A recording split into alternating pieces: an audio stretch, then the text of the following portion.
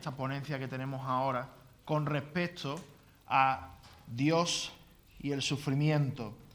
Nosotros tenemos que entender que al realizar esta conferencia nosotros estábamos pensando cuáles son los temas que le cargan a las personas, temas que son difíciles de tratar, temas que realmente afectan no solamente su situación intelectual, sino también su situación emocional. Y esto era uno de los temas que salía de manera más recurrente, ¿no? Una cosa a la cual necesitamos edificación como cristianos. Y tiene que ver mucho con la filosofía, tiene que ver mucho con el hecho de que tenemos que entender a Dios de alguna manera, o por lo menos eso creemos.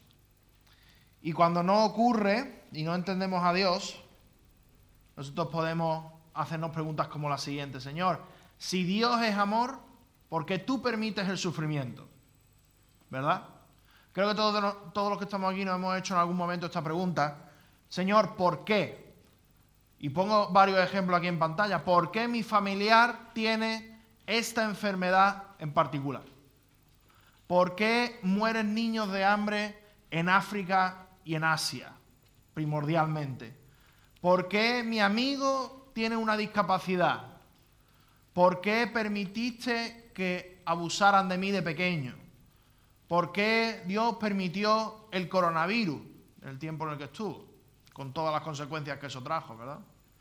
Y tú puedes cambiar las preguntas arriba o abajo, hacerlas de manera diferente, pero lo que esto pone de manifiesto es que este no es un tema meramente intelectual, sino que es un tema que realmente nos afecta de la manera más profunda, nos afecta a nuestras emociones, obviamente a nuestro intelecto, pero incluso nos afecta en nuestra relación con Dios. Y yo creo que no hay que ser muy inteligente, no hay que vivir mucho para saber que el sufrimiento es una parte integral de nuestra vida. Todos sufrimos, a veces de manera más intensa, a veces de manera menos intensa, por parte de unas personas, por parte de otras, pero todos sufrimos y todos en algún momento de nuestra existencia nos hemos hecho esta pregunta. Por eso me gustaría tratar en estos breves minutos que tengo esto que se llama la teodicea, el problema del sufrimiento. Teo de Dios, dicea dike, que es la palabra para justicia en griego, y que tiene que ver con ese concepto de cómo Dios puede ser justo. ¿Cómo es posible que Dios sea justo si permite ciertas cosas que a nosotros nos hacen daño, verdad? Hay un filósofo griego, Epicuro, que ya antes de Cristo formuló el tema del problema del sufrimiento de la manera que os comento a continuación. Y quiero que me sigáis. Epicuro dijo: si Dios quiere evitar el sufrimiento pero no es capaz de hacerlo, entonces no es todopoderoso. ¿Lo veis en pantalla bien? Muy bien. Si Él puede evitar el sufrimiento pero no quiere, entonces no es bueno. Si Él quiere evitar el sufrimiento y puede hacerlo, entonces, ¿por qué existe el sufrimiento? Y si Él no quiere ni puede evitar el sufrimiento, ¿por qué deberíamos llamarlo Dios? ¿Hay alguno de vosotros que se pueda identificar con este dilema? ¿Hay alguno de vosotros que se lo haya hecho, se lo haya preguntado alguna vez? Quizá a lo mejor no de manera tan precisa como Epicuro, pero la idea de que un Dios de amor se pueda reconciliar con un Dios todopoderoso que permite el sufrimiento es una cosa que a todos nosotros nos trastoca nuestros esquemas mentales y muchas veces no somos capaces de comprenderlo. Y la idea está aquí, la pregunta principal está ahí. Si Él quiere evitar el sufrimiento y puede hacerlo, entonces ¿por qué existe el sufrimiento?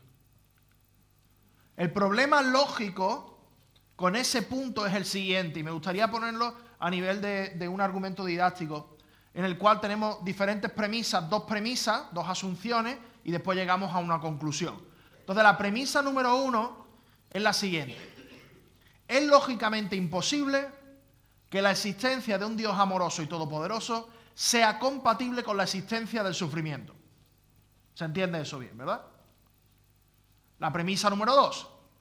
El sufrimiento existe. Por lo tanto, ese Dios amoroso y todopoderoso no existe. ¿Vale? Es un argumento bastante sencillo, el cual podemos ver que hay una premisa que es ciertísima y que todos la hemos experimentado, que es la premisa número 2, que el sufrimiento existe, ¿verdad? Yo creo que no hay ninguno de nosotros que se atrevería a decir lo contrario, ni ningún filósofo, ni nadie en la historia negaría que el sufrimiento exista. Entonces, el problema real, la complejidad, está en la premisa número 1. La persona que niega la existencia de un Dios amoroso y todopoderoso es porque cree que la premisa número 1 es cierta. Pero hay que cuestionarse.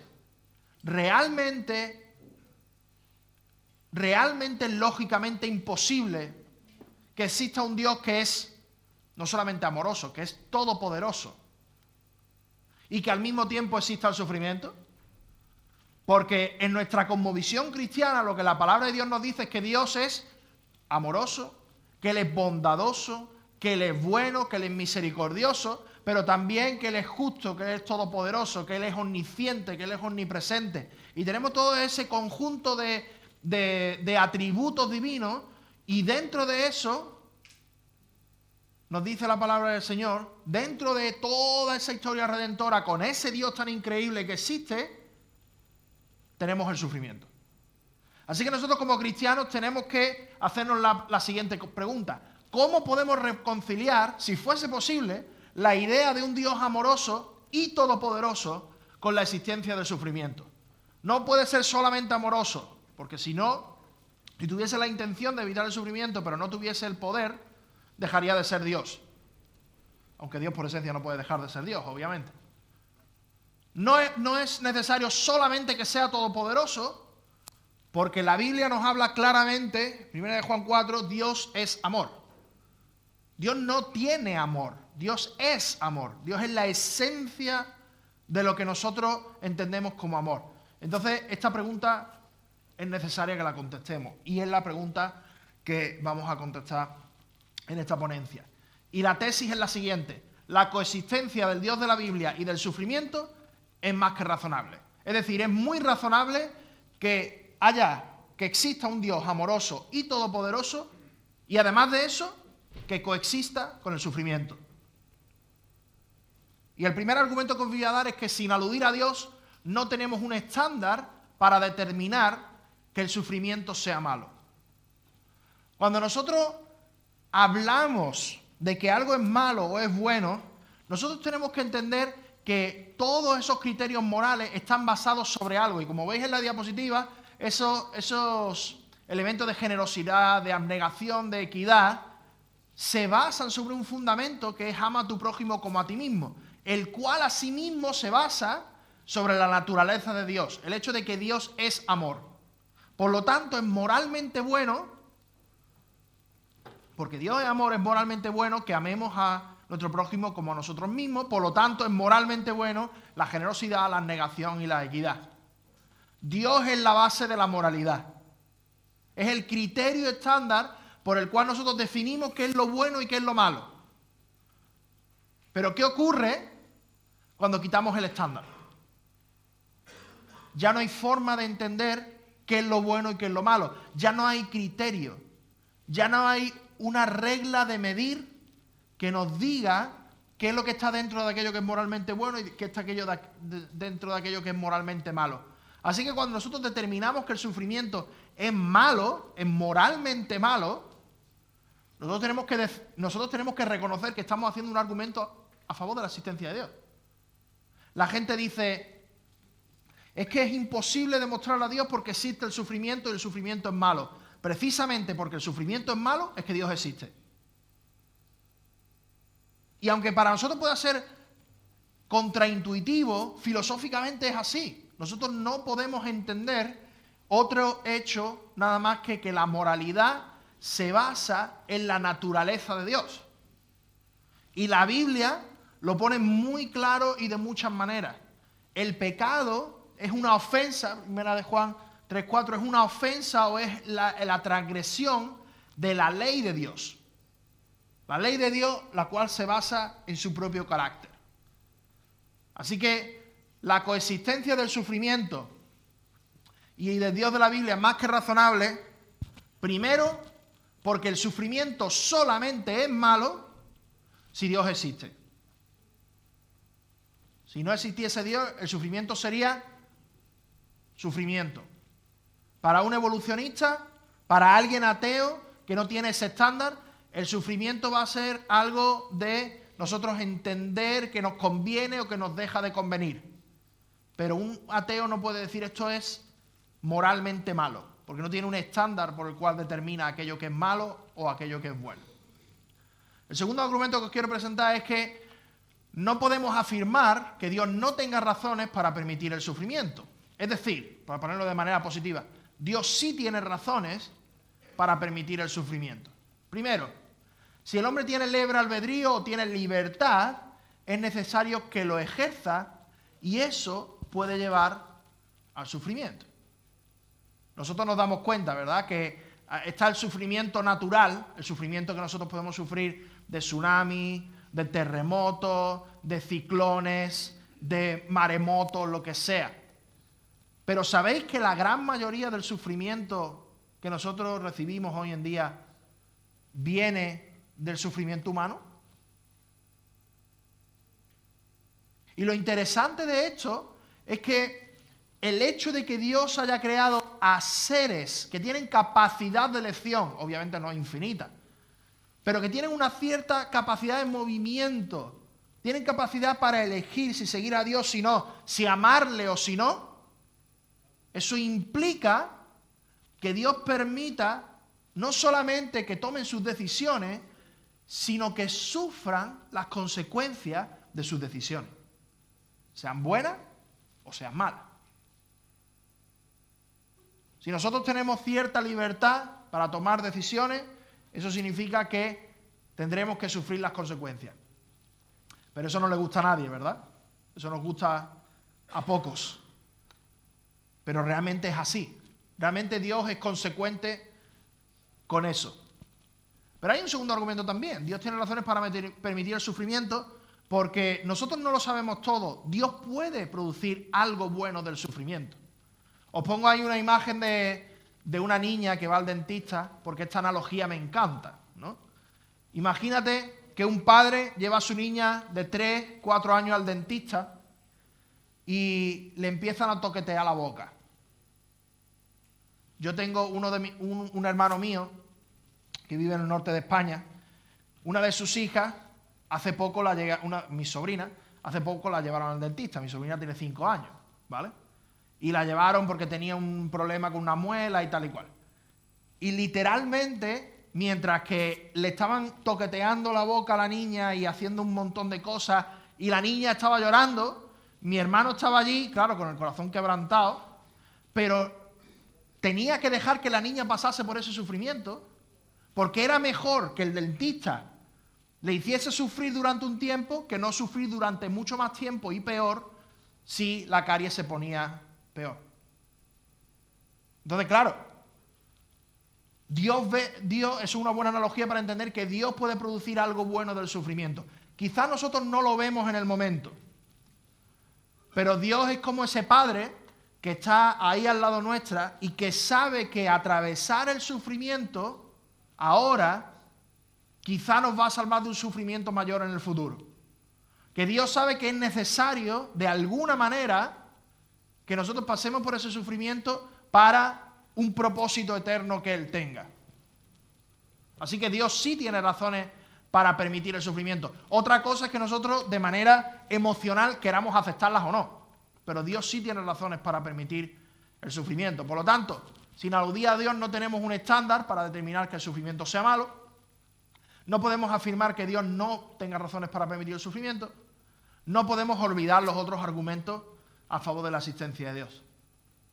Nosotros cuando vemos esa conversación sobre si Dios existe o no existe, la gente rápidamente lanza la baza del sufrimiento. ¿Os ha pasado eso alguna vez? Dios no existe, porque si no, no habría tanto sufrimiento en el mundo. Y quizá algunos de nosotros lo hemos hecho en su momento. Y claro, uno se queda así como, bueno, pues no sé muy bien cómo responder, porque además después de eso seguro que la conversación a veces se vuelve muy emocional, ¿no? No es que mi tío, es que mi sobrino, es que mi madre falleció de cáncer, es que a un familiar querido le pasó tal y tal cosa. Y de eso hablaremos después. Pero a nivel lógico, lo que tenemos que entender es que el sufrimiento no solamente un argumento que está en contra de Dios, que no lo está, sino que es un argumento que está a favor de Dios. Y dentro de esa conversación, nosotros tenemos que rodearlo de otros argumentos que sí están a favor de la existencia de Dios.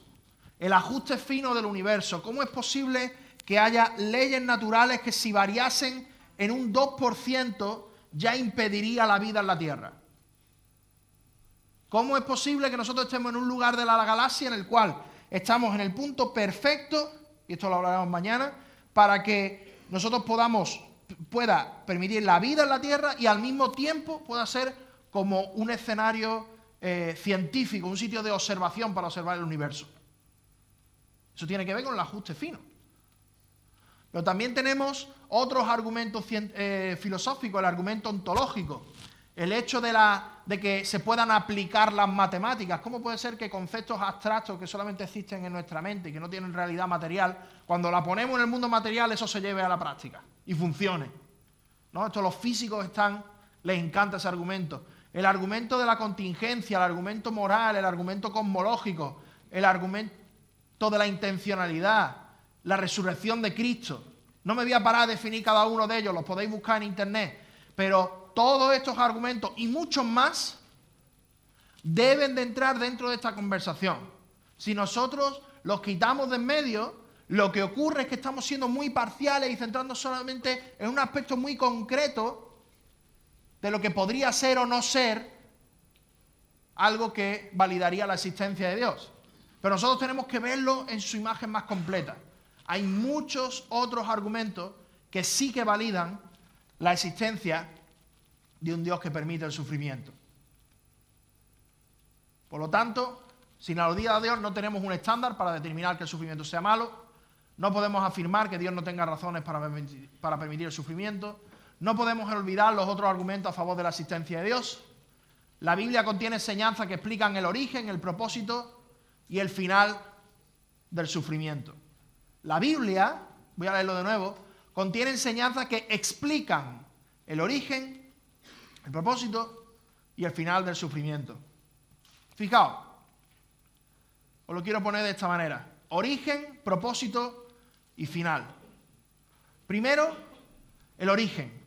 La humanidad está en un estado de pecado y de rebelión contra Dios. Después, el propósito del sufrimiento. Dios usa el sufrimiento para que le conozcamos, el cual es el objetivo final del ser humano. Y el final. Dios quiere glorificarse y bendecirnos al destruir el sufrimiento tras la muerte. Si nosotros vamos al primero, al origen, nosotros entendemos que el origen del sufrimiento está en que el hombre ha pecado y ha ocurrido una rebelión contra Dios. ¿Sabéis cuál es ese sitio a donde va ese raíl? ¿Os suena? ¿A alguien? ¿Lo puede decir en voz alta, por favor? Efectivamente, Auschwitz. Perdonad mi alemán, pero mi alemán es igual de bueno que mi suajili. Así que es nada. Entonces, nosotros tenemos que entender que el sufrimiento humano viene en primera instancia porque tú y yo y la humanidad están en un estado inicial de rebelión contra Dios. Hemos leído antes Génesis 3. El pecado permeó, impregnó todo el mundo. La biología, las relaciones personales, lo impregnó absolutamente todo. Y como nosotros estamos en un estado de pecado, nos dice Romanos 8, que la creación misma gime por la redención de los hijos de Dios porque está sufriendo.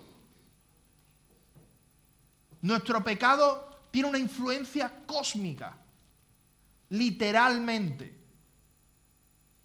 Y nosotros tenemos que entender que no solamente de ahí viene el sufrimiento natural, sino que principalmente a través de nuestra rebelión contra Dios, de nuestra responsabilidad humana, es que nosotros sufrimos mucho, pero que mucho. Mira, ahí os pongo algunas gráficas de los muertos por el nazismo. Todos conocemos o todos sabemos más o menos, ¿no? Esa cifra de que 6 millones de judíos fueron asesinados en el Holocausto judío. Pero por el nazismo también casi 6 millones de civiles soviéticos fueron asesinados.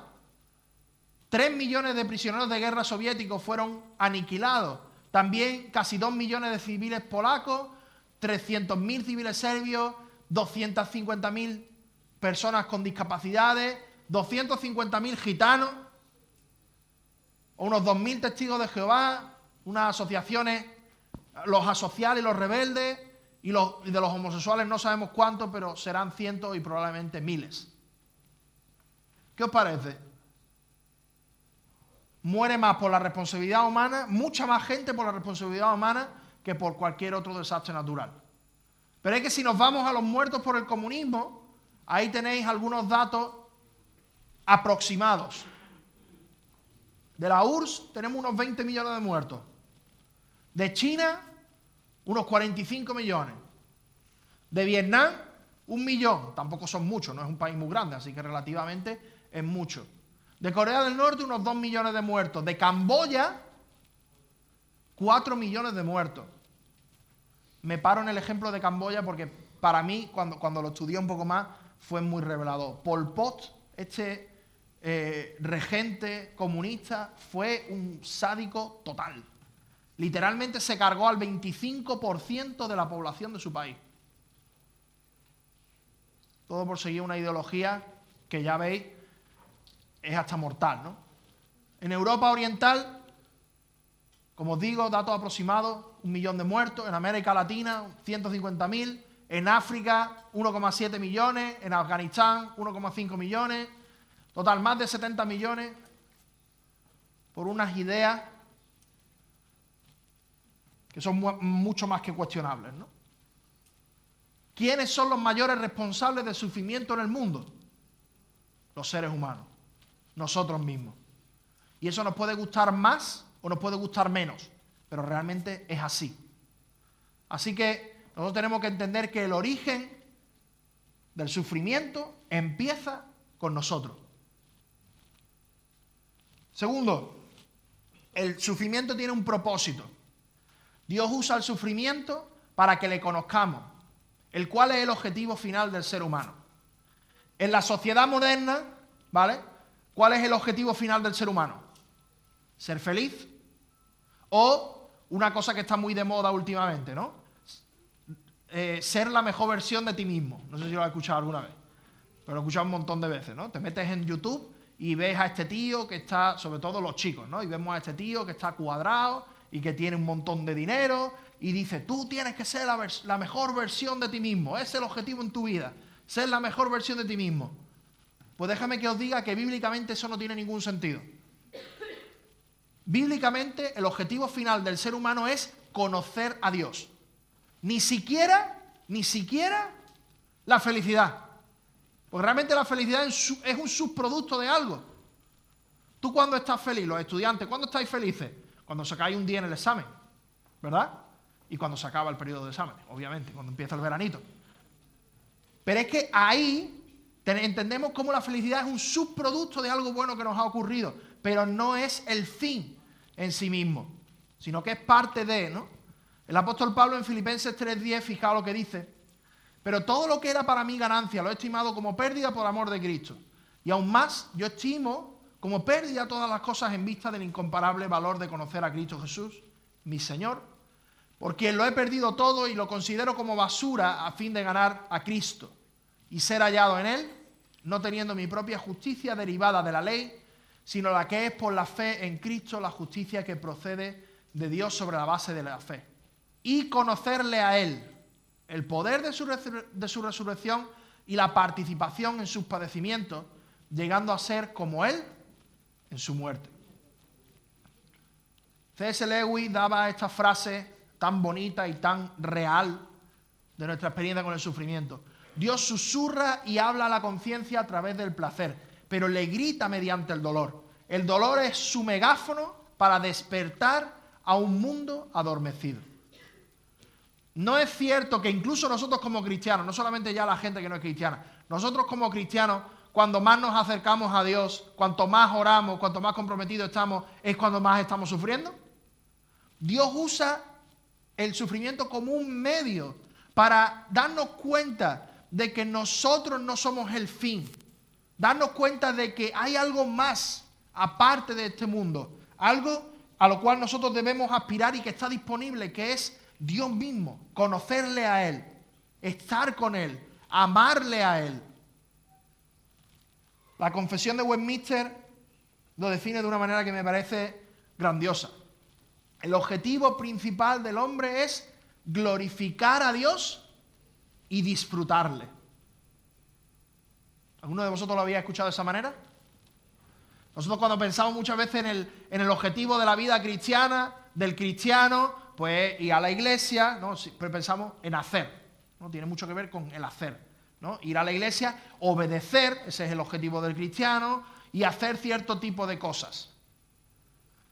Pero realmente el objetivo del cristiano no está tanto en el hacer, sino en el conocer, en el amar, en el disfrutar. Y esto se ve claramente cuando Jesús resume toda la ley de Dios en 2 mandamientos. ¿Qué dice? Obedecerás al Señor tu Dios con todo tu corazón, ¿verdad? Amarás al Señor tu Dios con todo tu corazón, con toda tu alma, con toda tu mente y con todas tus fuerzas. Y amarás a tu prójimo como a ti mismo. Y nosotros nos olvidamos de la parte de amarás y hacemos énfasis en cualquier otra cosa. Pero el énfasis principal de la vida cristiana, hermanos, amigos, queridos, es el amor a Dios. Conocer a Dios. Poder disfrutar de Dios. Y dentro de todo eso, vamos a la iglesia, obedecemos, hacemos un montón de cosas, millones de cosas, que son buenas y que son legítimas.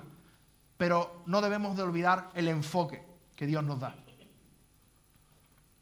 Así que el origen del sufrimiento lo tenemos como el ser humano, el propósito, conocer a Dios, y el final, Dios quiere glorificarse y bendecirnos al destruir el sufrimiento tras la muerte.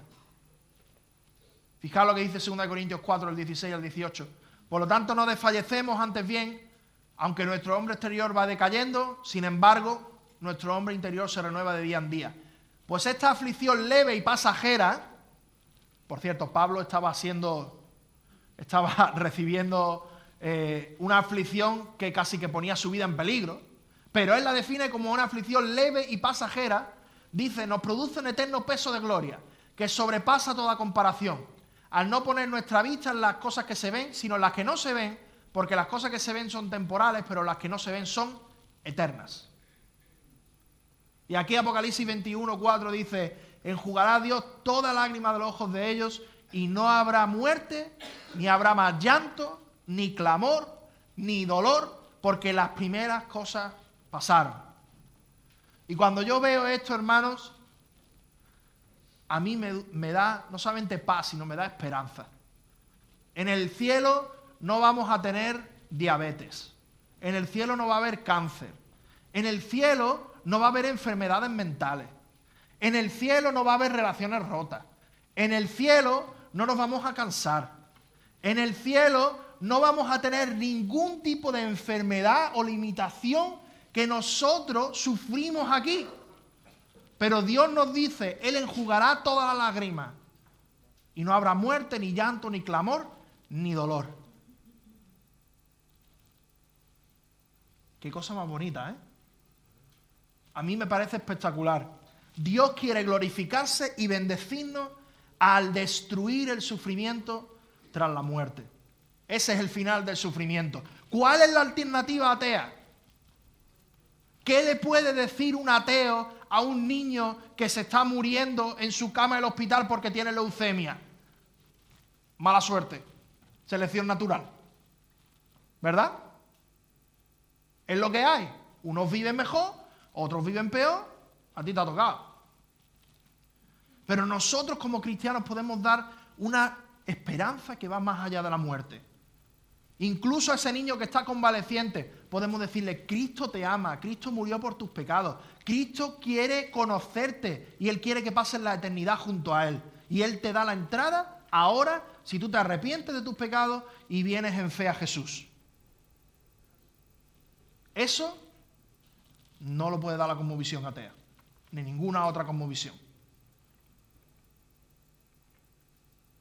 Así que tenemos que las enseñanzas cristianas sí explican el sufrimiento, tanto en su origen, como en su propósito, como en su finalidad. Por lo tanto, nosotros podemos entender que sí, que la coexistencia del Dios de la Biblia y del sufrimiento es más que razonable. Dios es amoroso y todopoderoso y sí tiene sentido que el sufrimiento exista. Pero claro, aunque los argumentos intelectuales no se sostienen, el problema emocional sigue siendo muy fuerte. Mándale esta conferencia a alguien que acaba de perder a su esposa o que acaba de perder a un niño. La lógica ahí va a ser muy complicada que llegue. Pero la solución al problema emocional se encuentra otra vez y como siempre en la obra de nuestro Señor Jesús. Porque déjame decirte algo, todos sufrimos, pero aquel que sufrió más fue Jesús.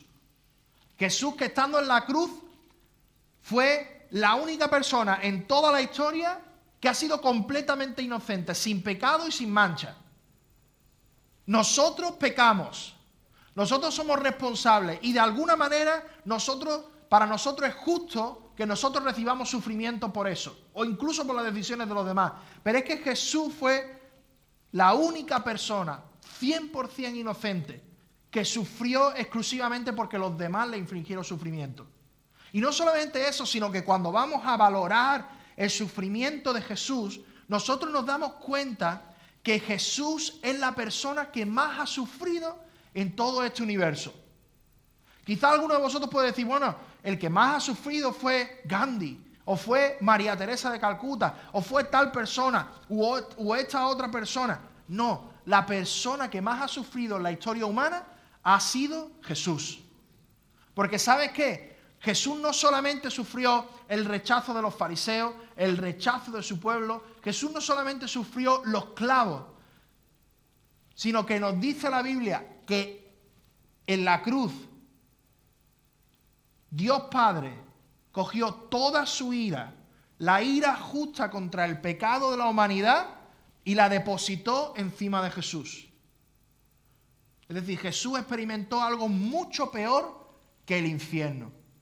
Y lo hizo porque quería glorificarse y porque quería salvarnos a todos los que se acercan a Él.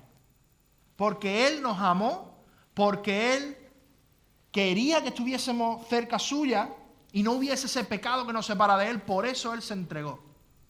Por eso Él murió y por eso Él sufrió. Y cuando lo piensas de esta manera, ya la cosa cambia. Yo ya no soy tanto la víctima, sino que Jesús fue la víctima. Jesús sí que fue una víctima. Pero la esperanza que nosotros tenemos es que Jesús mismo decidió entregarse por amor a nosotros, para que todos los que se acercan a Él en arrepentimiento y fe puedan tener vida eterna. ¿A qué ahora cambia la perspectiva? ¿A qué ahora cambian nuestras estructuras mentales? Ya no es un Dios deísta, del cual nos hablaba Martin, un arquitecto frío del universo, sino que es un Dios que se involucra con el sufrimiento de su creación. Es un Dios que empatiza, que simpatiza con todos aquellos que están sufriendo y que lo están pasando mal. Tanto empatiza con ellos que vino a sufrir por amor y nos da las promesas de que si nos vamos junto a Él, nunca más habrá sufrimiento, ni habrá muerte, ni habrá dolor. Así que gracias a la obra de Jesús, a su muerte y su resurrección, es que nosotros podemos solucionar no solamente el problema lógico del sufrimiento, sino el problema emocional del sufrimiento. Espero que esto haya sido de edificación y que os permita a partir de ahora lidiar con el problema del sufrimiento desde una perspectiva mucho más amplia que termina glorificando a nuestro Señor Jesús. Que el Señor os bendiga.